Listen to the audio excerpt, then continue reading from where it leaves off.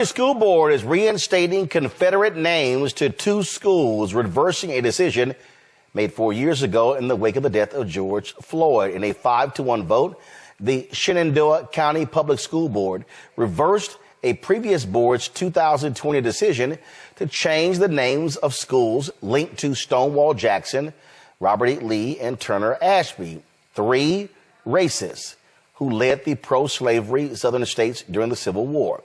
The decision came after an hours-long meeting. More than 50 people opposed the reversal. Here is some of what took place. I can't believe that we're here again. I really am heartbroken that a room full of people that I grew up with and knew feel the way that they do. I cannot understand how we can listen to a parade of white people tell us there was no racism at Stonewall Jackson High School. The only people that we need to hear from in terms of racism are the people that suffered from racism, my African American brothers and sisters.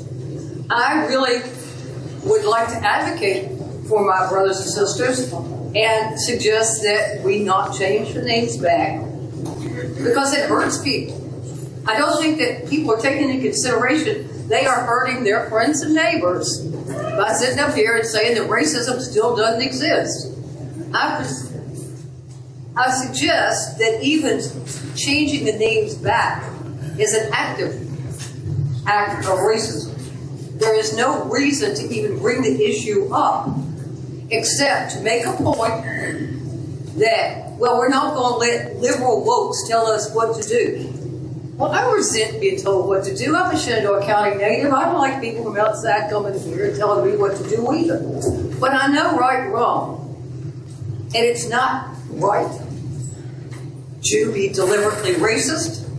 It's not right to make statements that are deliberately racist. And it is absolutely wrong not to take into consideration the passionate feelings of my African American brothers and sisters.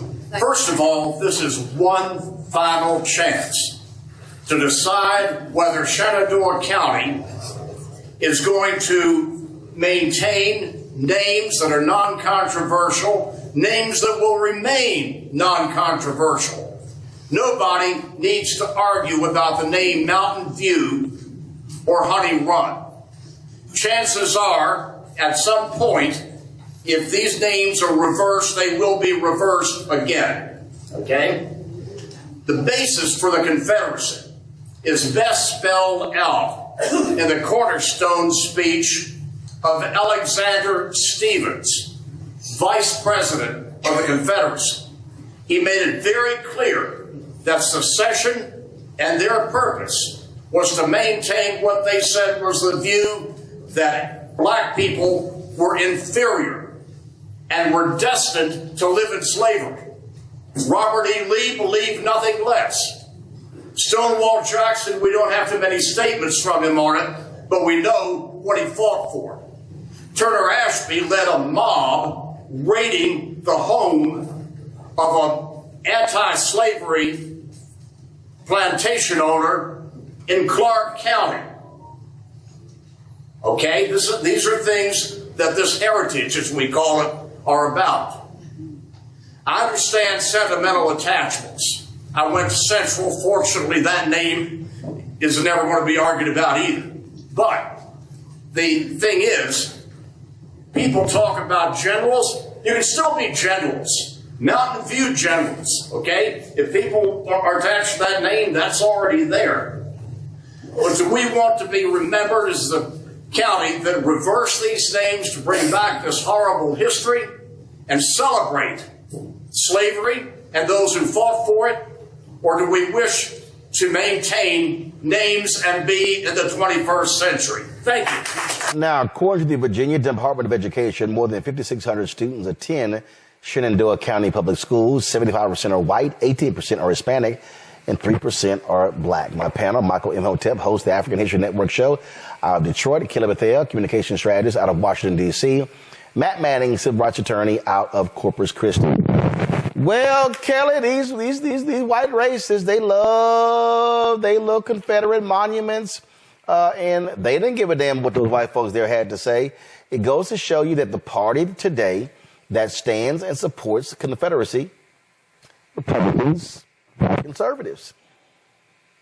Well, yeah, I mean, this does not surprise me. I'm actually more surprised at the fact that initiatives such as this haven't been more prevalent since 2020 and the death of George Floyd, and that there were conversations out there of people really thinking that these initiatives such as renaming things, taking down statues and the like would be reversed eventually because it was geared towards basically performative activism. And the board in Virginia seemed to agree with that sentiment and thought that, oh, we are past George Floyd now. We are past Black Lives Matter now. So we can slip this under the radar and get our stuff back and make America great again, or whatever the mantra is or the motive is to basically preserve racist history. From just an American perspective of this, it makes absolutely no sense to keep names of Confederate anything in American lexicon, being a statue or a school or any type of monument, because you are literally upholding the traitors of this country, because that's what they are. That is exactly what they are. So, trying to preserve racism aside, it makes no sense to want to preserve traitorous history either. These folks love their white domestic terrorists, Matt. Pure and simple. They absolutely do. And, Kelly was 100% right. This is treason, and this is the glorification of treason. Now, I'll tell you what is particularly academically interesting to me about this scenario is, at least in what I read, there's an allegation that a large majority of people in that community want those schools to be renamed. That's abhorrent and it's reprehensible, and there's no question about that. I do think, however, that calls into question what is government's role in basically protecting us from universal mores like not celebrating treason. The idea that 90-something% of people in that community would want these schools to be renamed, irrespective of their history, is terrifying, but it's also disgusting, right? Because it's like we should have a baseline that we're not going to glorify those who separated from the United States to keep us in chains. But the fact that some large majority of people there wants to keep that is extremely concerning, and concerning. And I think it calls into question what does government do, right? Because, majority rule would have these schools be renamed in the honor of these Confederate traitors. And obviously we can't allow that as a society. So I do think it calls into question how we reconcile that issue. However, I think Kelly really hit the nail on the head, because the thing I've never understood about these conversations is these are the same people who say make America great again, and they're jingoistic when it comes to Colin Kaepernick refusing to sing the national anthem or to salute the flag, right? Then it's all about America. But when it comes to the Confederacy, it's about heritage, and that heritage is in direct contravention to support of America. So that it's illogical, number one, and it's truly rooted in white supremacy. And I'm hoping that the school board there makes the decision that makes sense, irrespective of a majority wanting those names changed back. Well, bottom line is, Michael, they're going to go along with it, with what people say there. They're going to change the names back because they want to honor those white racist domestic terrorists. That's who they are, and we have to call them that. They're not Confederate heroes. They committed treason. They are white racist domestic terrorists. They committed treason based upon Article 3, Section 3 of the U.S. Constitution, and most of those people there probably haven't read. Yes, they are traitors, but also this was to be expected. Because when they changed the names, so if we go back to 2020, after George Floyd was killed, May 25th, 2020, right, there was this whole racial reckoning that took place in various parts of the country, right? And people felt pressured to change the names, take down Confederate monuments, things of this nature. They didn't really want to, okay? A black man had to be killed on camera, and the video showed goes viral for something like this to take place. So when we look at this here, if we, going to what Kelly said, if we deal with rational people, it doesn't make sense to honor traitors.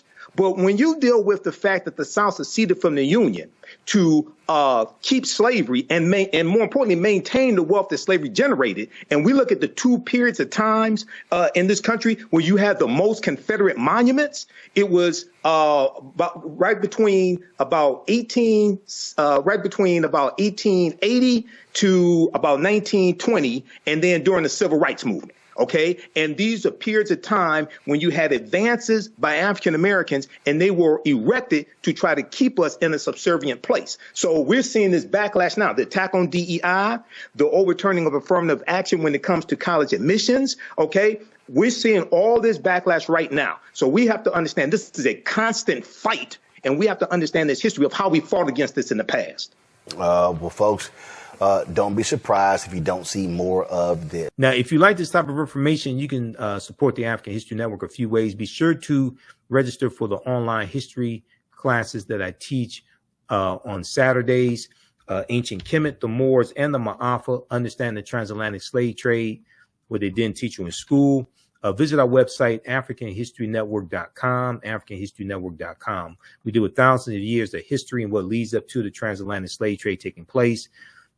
This is a 10-week class. We're doing more than 10 weeks this time around. Next classes are Saturday, May 4th, Saturday, May 11th, Saturday, May 18th, and Saturday, May 25th, 2024, 2 p.m. Eastern Standard Time. Click right here to register here for the class. The class is on sale $60, regularly $130. We do the sessions live. All the sessions are archived and recorded. You can go back and watch it any time. So a year from now, 2 years from now, you can still watch the entire course. We have the lesson plan here for the entire course also already laid out, so you can look at the content that we cover. We deal with 80 to 100 articles, and I put together this class. I've been teaching this class on and off since 2017. Okay, I've been studying history 34 years now. Do lectures across the country. Been hosting the African History Network show 14 years. But we look at there's over 200 slides that I put together, 80 to 100 articles that we'll go through and look at. The 15 books that we reference. You don't have to buy any of these books to follow along in class. I'll show you excerpts of the books on the screen usually. And we look at video clips of interviews I've done with historians like Professor James Small, Professor Kabahai Wafa-Kamene, Anthony Browder, who wrote Nile Valley Contributions to Civilization, which is one of the books we use in the class, Runoko Rashidi, who wrote Black Star, The African Presence in Early Europe, which is another book that we use in the class. Okay, so you can register for this. Its content is PG-13. You can use this information with your children as well. Visit our website, AfricanHistoryNetwork.com. AfricanHistoryNetwork.com. Okay, and we'll post the link here. The link's in the thread of this broadcast. And you can support us through PayPal and Cash App, $ the AHN Show through Cash App, $ the AHN Show through Cash App, and through PayPal, paypal.me /the AHN Show. So we have the information right here on the website as well. This is our official Cash App account, $ the AHN Show, SHOW. When you go to it, it'll say Michael and show my picture there. These are fake African History Network Cash App accounts here that have been stealing money from us. There are a few other ones out there I've identified. I'm still trying to get them shut down. You can click right here on our link and it shows our QR code, okay, for Cash App. This helps us stay on the air, keep doing the research, pay some of the bills, etc. Upgrade equipment, take care of